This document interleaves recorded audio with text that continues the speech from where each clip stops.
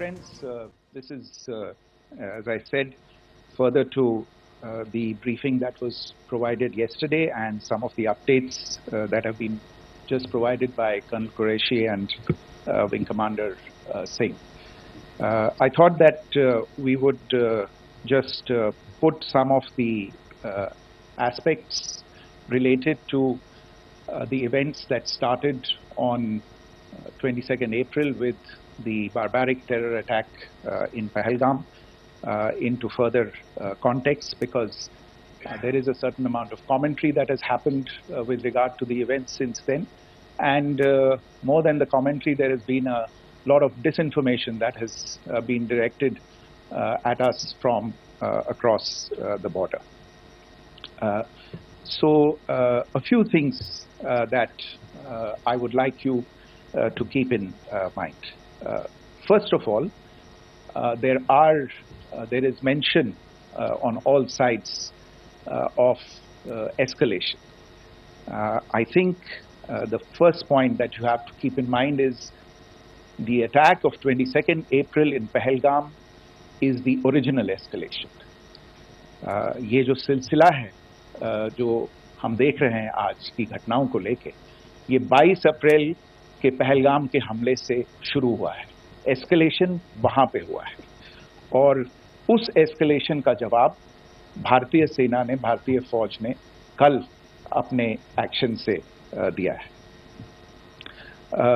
Secondly, I want to invite your attention to the involvement of the group calling itself the Resistance Front in these attacks. I pointed this out yesterday that this is a group that is a known front for the well-known Pakistan-based terrorist organization, Lashkar-e-Taiba.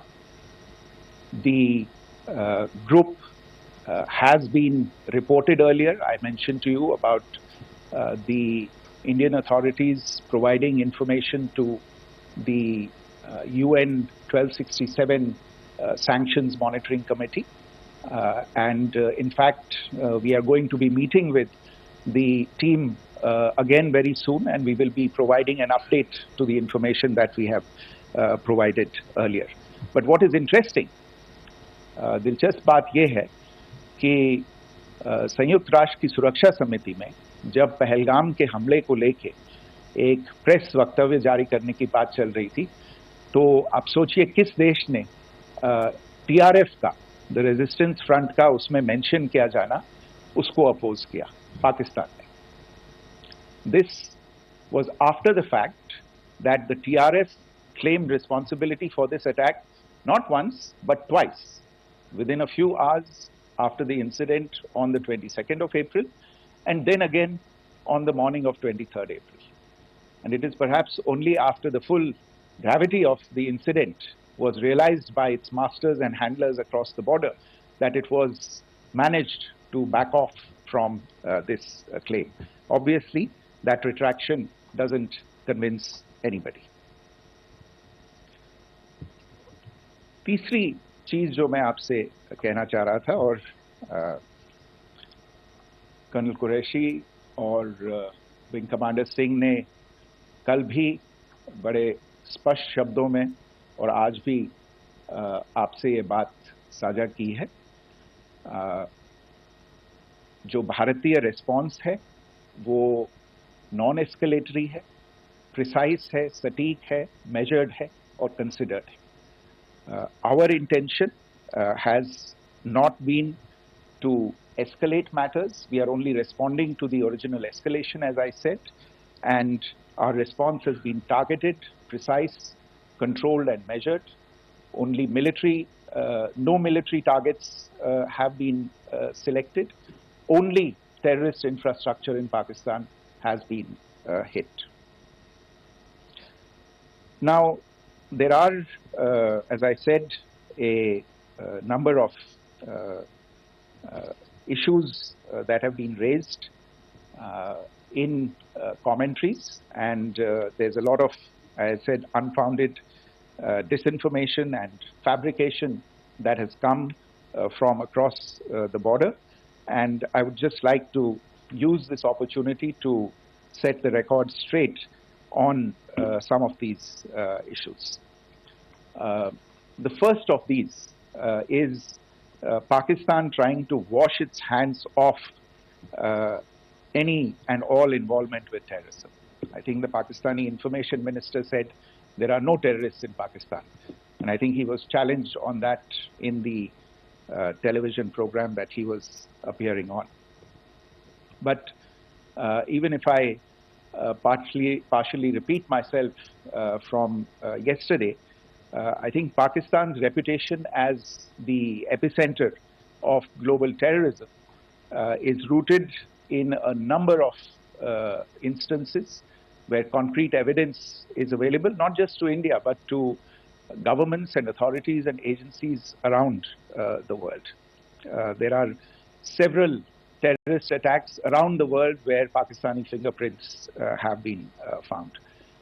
I don't need to belabor the point with regard to this audience about where Osama bin Laden was found and who called him a martyr. Pakistan has also for decades pursued cross-border terrorism into India with impunity. And as I said yesterday also, in order to deliberately mislead the international community, they claimed that the terrorist Sajid Mir was dead. They came under pressure, and Sajid Mir was then brought back to life, arrested, and is now apparently in Pakistani custody.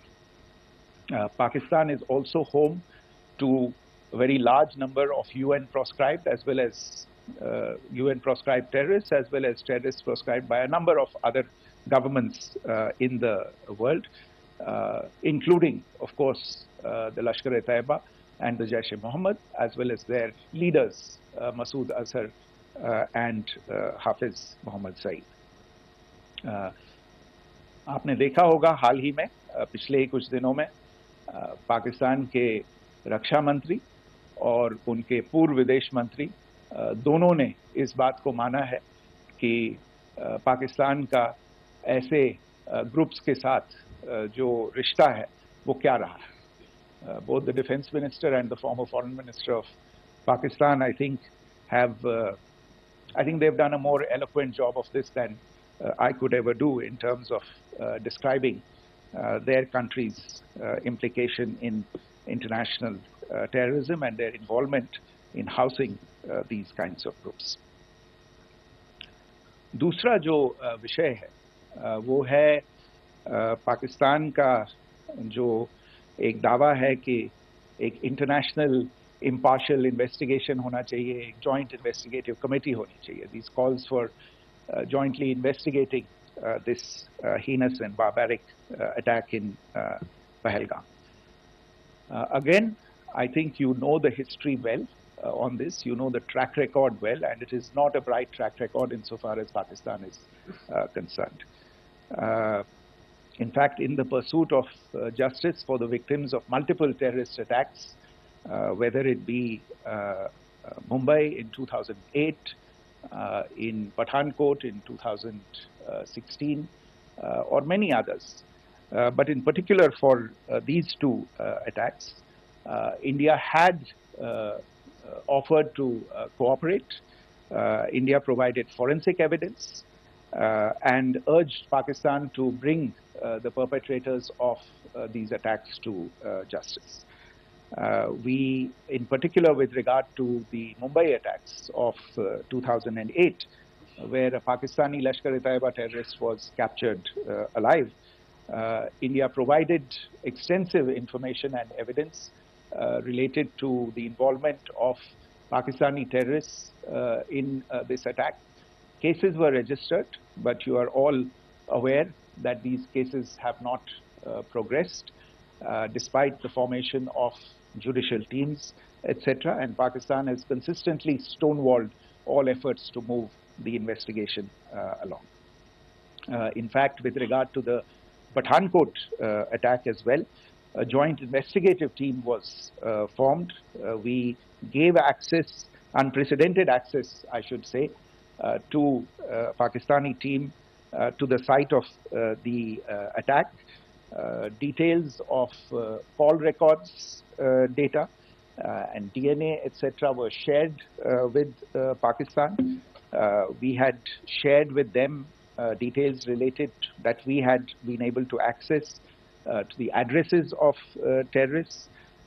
We presented evidence against the office bearers of Jaish-e-Mohammed who had conspired in the attack, and the handlers of the terrorists who facilitated them and guided them in.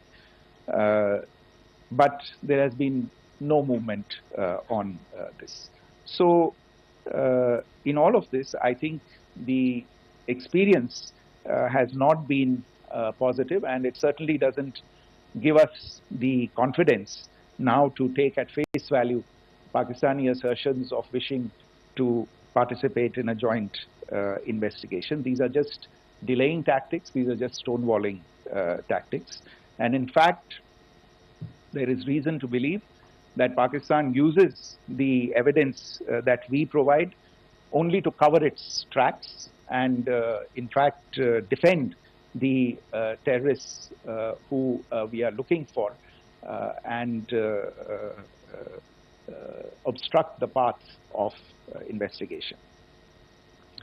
A third point that I wanted to address was the claim that only civilians were killed in the strikes on the 7th of May. We have made the point very clearly that all attacks on the morning of 7th May were against carefully selected terrorist infrastructure, terrorist targets. It is not clear to us, in fact, seeing some of the coverage of the after effects of these strikes, including the funerals for the terrorists that were held yesterday. I think a lot of you have seen the reports and the coverage on media. If only civilians, if any civilians were killed in these attacks, I wonder what message this picture actually sends to all of you. This is a question that is worth asking. It's also odd that the funerals of civilians are carried out with the coffins being draped in Pakistani flags and state honors being accorded. As far as we are concerned, the individuals eliminated at these facilities were terrorists. Giving terrorist state funerals may be a practice in Pakistan.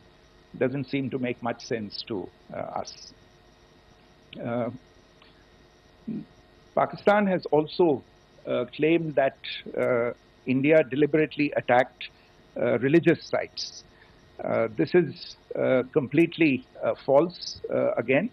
I have made it clear that the targets were terrorist infrastructure, terrorist facilities, and locations connected clearly with incidents of cross-border terrorism into India.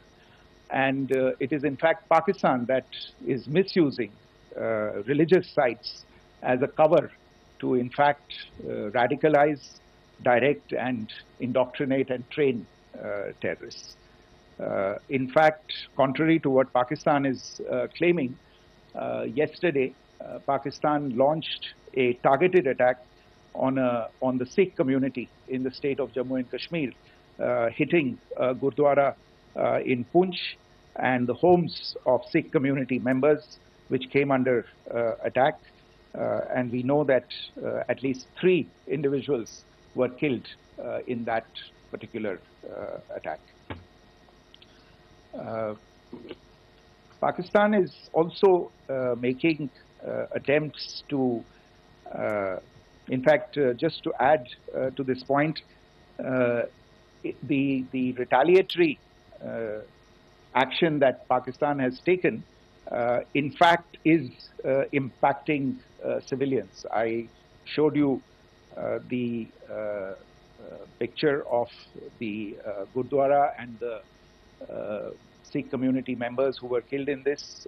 There are other civilians also who've been killed and injured in these attacks. In fact, since yesterday morning, a total of 16 civilians have been killed and 59 others have been injured in the attacks by Pakistan. Not only this, Pakistan is also making attempts as part of its disinformation campaign to paint our action with regard to cross-border terrorism through the communal angle.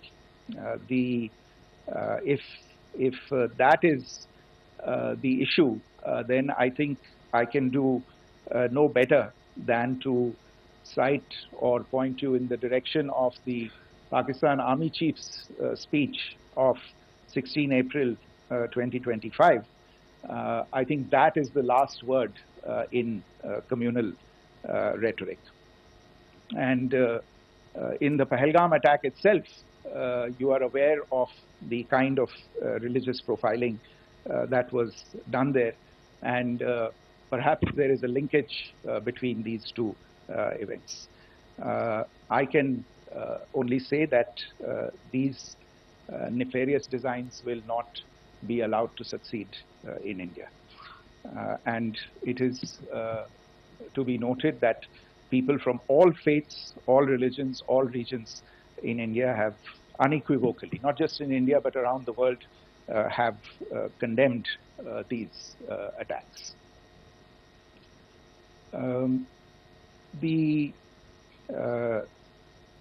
Pakistani claims of now responding to India's strikes of the 7th of May.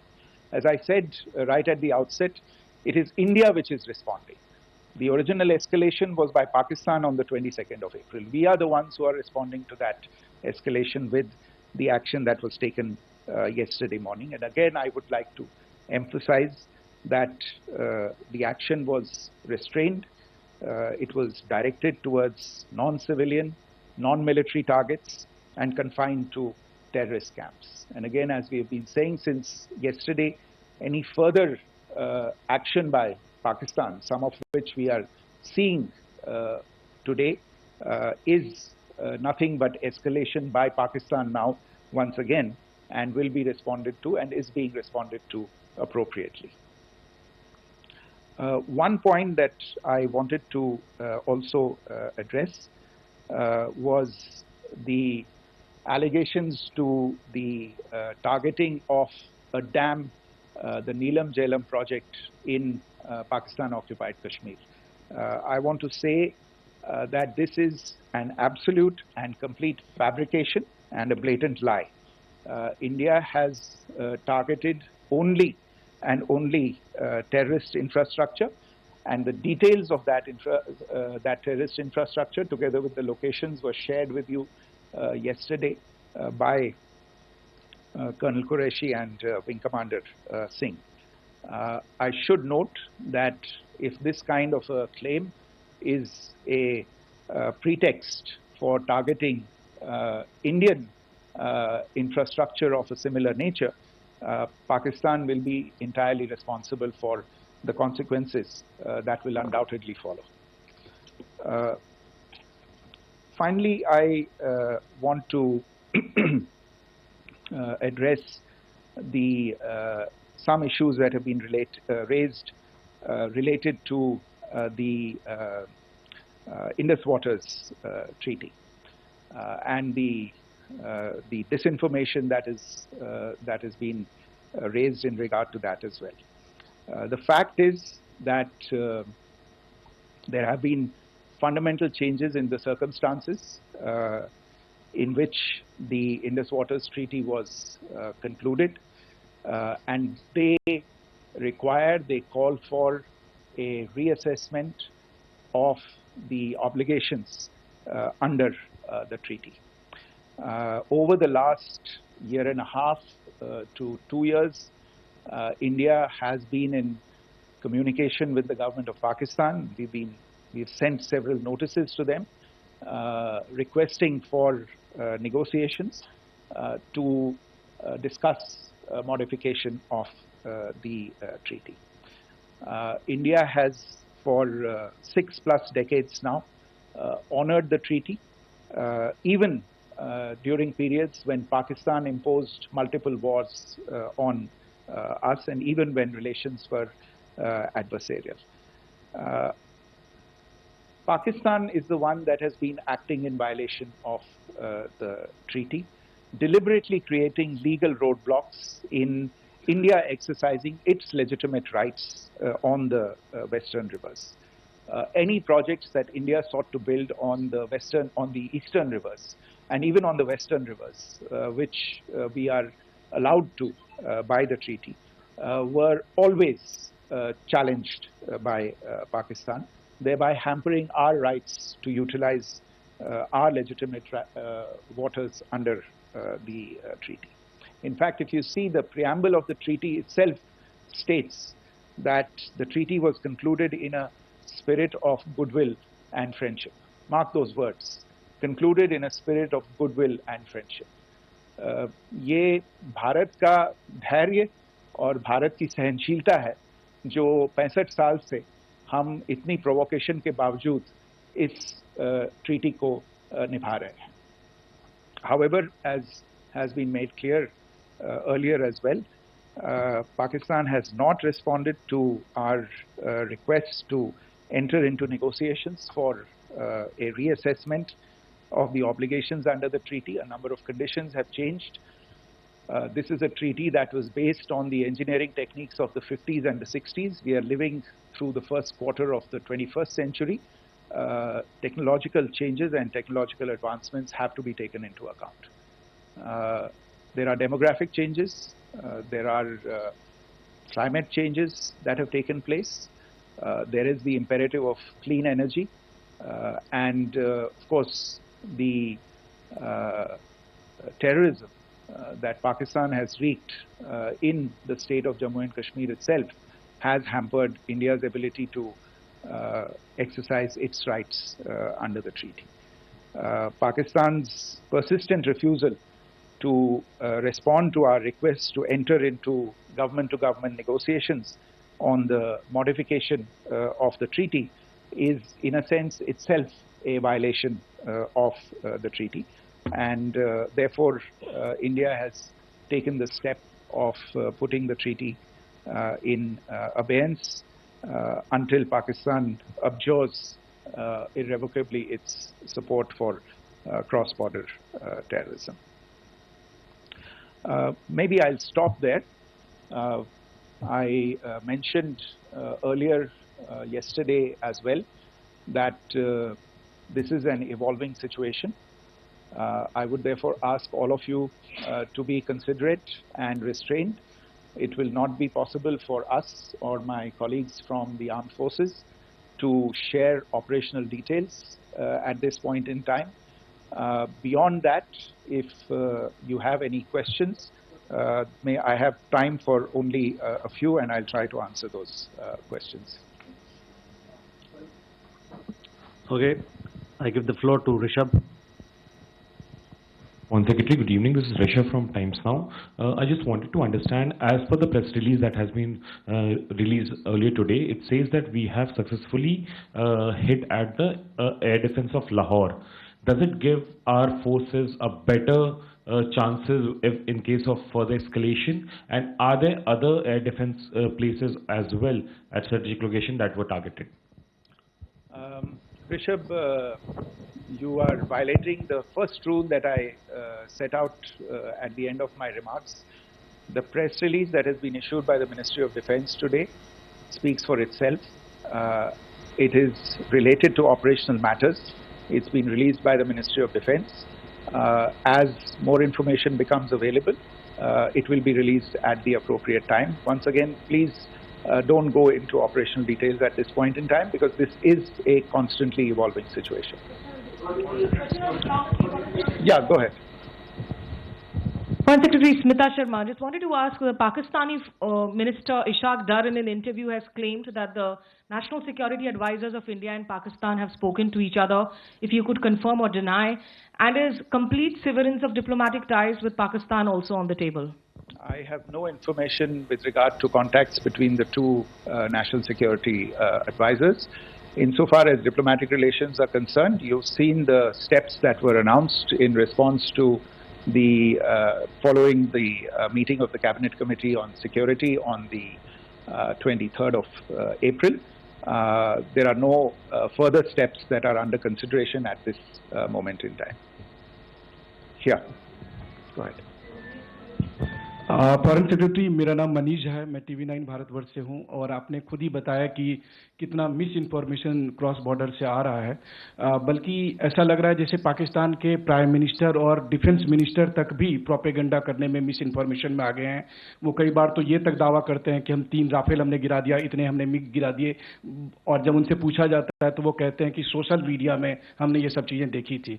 तो अगर आधिकारिक तौर पर अगर आप कुछ कह सकें इस पर, ताकि उन्हें भी समझ में आए कि इस तरह के प्रोपेगेंडा नहीं चलने वाला है। देखिए, जब सही समय होगा तो आधिकारिक तौर पे इसके बारे में सूचना दी जाएगी, लेकिन जो आपका प्रश्न है कि प्रधानमंत्री और उप प्रधानमंत्री और विदेश मंत्री, उनके रक्षा मंत्री इस तरह की बातें कर रहे हैं, तो इसमें अचरज की कोई बात नहीं है।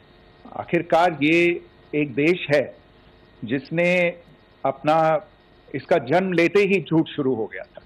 1947 में जब पाकिस्तानी फौज ने जम्मू कश्मीर पे दावा बोला, तो उन्होंने किसी ऐसे वैसे व्यक्ति से नहीं, संयुक्त राष्ट्र से झूठ बोला कि हमारा कोई लेना देना नहीं है इससे, ये लोग जो गए हैं वो तो कबायली हैं। वो तो जब हमारी फौज वहाँ पे पहुंची और UN के लोग, संयुक्त राष्ट्र के लोग खुद वहाँ पे पहुंचे, उन्होंने देखा कि वहाँ तो पाकिस्तानी फौज घुसपैठ करके आ गई है, उसके बाद पाकिस्तान को मुंह की देखनी पड़ी और उनको मानना पड़ा कि हाँ, उनकी फौज वहाँ पे कुछ समय से पड़ी हुई है। तो ये जो यात्रा है एक तरह से 75 साल पहले शुरू हो चुकी है, तो I am not surprise that this kind of disinformation is being indulged in. Yeah. Siddhant. Sir, Siddhant from Beyond. Sir, we have seen a lot of negative comments coming from the Pakistani military of escalation. If tomorrow there is an escalation, there are strikes, we know one attempt has been thwarted, what will be the Indian response to those attempts of creating more escalation? Because it is looking like it's going towards more escalation. And my second question is, are any other world powers, essentially the P5 countries, the West Asian countries, reaching out to de-escalate the current situation? Look, on escalation, we've already made our stance clear. I mean, there are 2 basic points. First of all, it is Pakistan that escalated on the 22nd of April. We are only responding to that escalation. And then what we have said yesterday and what my colleagues have said today, that now if there is an attempt at further escalation by Pakistan, it will be responded to in an appropriate domain. And therefore, the choice is entirely that of Pakistan to make. As to your second question, I don't think I can do better than to point you in the direction of the statements that are being made from practically every chancellery in the world and the sentiment that they are carrying. That sentiment essentially, and for the major portion, is support for the government of India in the context of the condemnation of the terrorist attack in Pahalgam on the 22nd of April. There is wide recognition of the government of India's right to respond to these attacks in self-defense, and of course a desire to ensure that there is not further escalation. I think these statements speak for themselves. Yeah. There. Sir, this is Mausami from India Today. Now, in the all-party meeting, we have learned that the defense minister has said that, you know, in the operations in Sindoor, almost 100 terrorists were killed. Would we have any details about what is the number like, and also about if there were any big faces, masterminds, terrorist masterminds who were in fact killed. There is also a report that Masood Azhar's family's 10 members have been killed, and Rauf Asghar, who was actually the mastermind of Pulwama, he's also been badly, severely injured. I don't have information at this point in time to share with you on these issues. But as I said, I think, there is so much information out there on television, in the news media, in social media, that it sometimes looks like a long time has passed since this. Please understand that slightly over 36 hours only have passed since this operation was undertaken. Let us have some patience. Information will come out and will be shared in due time. Shruti. Thank you, Foreign Secretary. Shruti Ranjan from Bloomberg. Sir, could you give us any understanding whether India has moved the IMF or the World Bank to kind of, sensitize them about the the bailout that Pakistan has, and the kind of stuff that the Pakistan government is doing? Look, we have an executive director at the IMF. Tomorrow there is a meeting of the board of the IMF, and I'm sure that our executive director will put forward India's position. The decisions of the board are a different matter. You know the process through which they are made. But I think the case with regard to Pakistan should be self-evident to those people who generously open their pockets to bail out this country.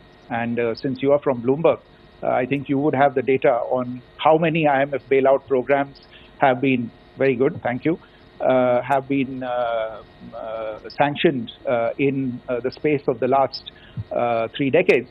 And I think you would also have an idea of how many of those programs have actually reached successful conclusion.